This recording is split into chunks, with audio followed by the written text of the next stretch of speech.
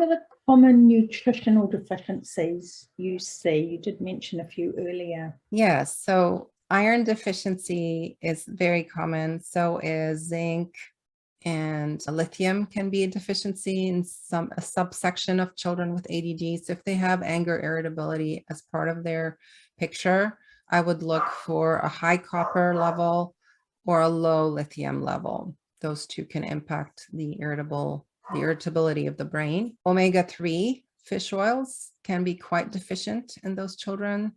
They can be deficient in their microbiome, the mix of their flora and their gut. So we need to probably support them in that arena. I think protein is a deficiency we see in those children because they love carbs so much and they tend to carb overload and be addicted to dairy and wheat and things like that. So we would look at protein supplementation or improving the portions that they're eating. So the healthy fats, mainly, focusing on olive oil and coconut oil and omega-3. But yeah, other trace minerals might be an issue. And I do a hair mineral analysis so we can look at that mineral toxicities, mineral deficiencies, and then really individualize the therapy because maybe not everybody needs molybdenum. But if a child is really low, we can say, we'll find a vitamin that has that in there, Yeah. Mm-hmm. And then find foods that are more likely to provide those nutrients as well. Yes. I've been reading about the keto diet. Oh, and there's another question about the keto diet as well. So does a keto diet help? Is that practical in children? It depends. I think it's a very stern diet. It's very difficult for kids to not eat carbs. And because they're growing, I'm not a big proponent of keto diet for children because I need them to grow. They need to spend energy. So they need carbs from fruits and vegetables at least. So I don't really do the keto diet in my kids, but I do steer them away from grain, especially gluten. And I do steer them away from dairy because we know the peptides, those are the breakdown of the proteins in milk and in grain that can cause morphine-like substances that cause addiction in the brain, and they crave these substances to the exclusion of eating other healthy foods. So I do, monitor that and try to steer them to eat more meats and fruits and vegetables. And that again is where nutrition can play a huge role in making sure that all the precursors for those hormones are in place, so they've got the best opportunity they have to produce that neurotransmitter. And I mean, we mentioned earlier that it's hereditary to have ADHD. So if you have a parent or a family member who has it, you're potentially more likely to have it as well. I've seen people there was a question that came in about cesarean section. So where it's like no prior family history, but because of traumatic birth or whatever, it can trigger symptoms of ADHD and autism in children because of the stress of either the pregnancy or the birth. And so my job as an integrative pediatrician is to look, do we have the genetic SNPs that we know are connected with ADHD? Because if we do, that means there's an enzyme deficiency.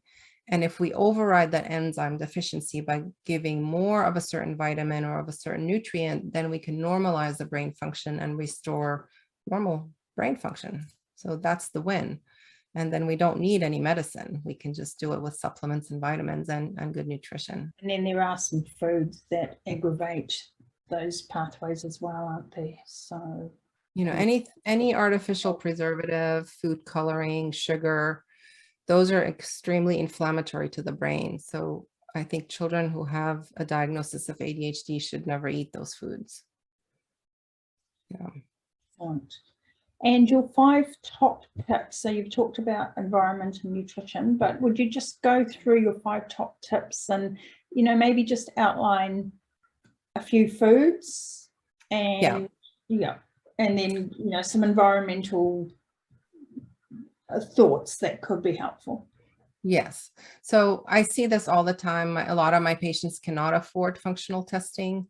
So we have to keep it very broad strokes. The first thing I do is remove all sugary drinks and all sugary foods, remove processed foods next, so mac and cheese and chicken nuggets and these types of things, and eat real food. So we're going to eat real meat, organic if possible, real vegetables, real fruit, and healthy fats like olive oil, coconut oil. I also recommend omega-3 fatty acids. Let them take a multivitamin to get a mix of the B vitamins and the minerals that they're going to need. It's important to get a lot of green leafy vegetables for the folate. Their brain requires a lot of folate for dopamine manufacturing. They need protein, so they've got to eat a higher protein diet than maybe an average child.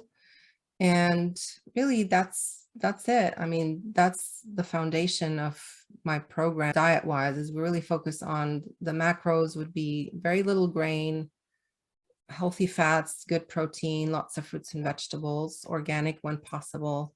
And then we add in the vitamins, the probiotic, the omega-3. Sometimes I'll add magnesium to help the child relax at night and sleep, or melatonin. But that's it for the basic program. And anybody can do that without a doctor. How do you get the supplements into the kids? Do you break them open and put them in food and drink, or? Oh no, I find gummies. Gummies, yeah. Yeah, gummies, or if you find it in powder, then you can dissolve it in juice or water and they can drink it. But I don't encourage a lot of juice, so usually it's just water or their milk. And what about for fussy eaters? How do you transition a child off a more processed food diet down into more protein and vegetables? You know, that takes more time. So I'm a big proponent of Juice Plus, if you've heard of Juice Plus. No. I think it helps. They're gummies that kids can take, and it just helps to change their taste buds to allow the tolerance of fruits and vegetables. So that's one cheating way of getting them there. The other way is to just start incorporating vegetables into foods they already like. So if they like pancakes, maybe cook some spinach or zucchini or something into the pancakes. So finding ways to incorporate the important foods that they need to eat into textures they already like. That's one way of doing it. If they're open to drinking a smoothie, you can do a lot with smoothies.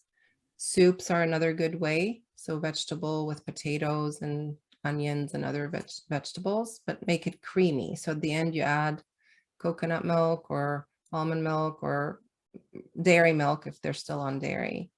But you make it delicious, as close to possible as the child will tolerate taste-wise, because some kids have texture issues. But it is harder with a picky eater. And lately I've been using the Juice Plus to help bridge them over to liking the different tastes.